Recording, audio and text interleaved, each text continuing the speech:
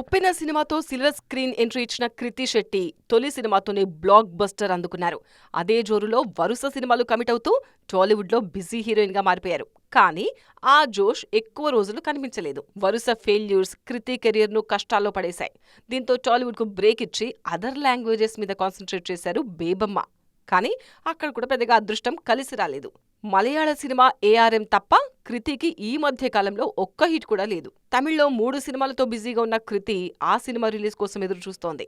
రవిమోహన్ కు జంటగా నటించిన జీని చాలా రోజులుగా వాయిదా పడుతోంది.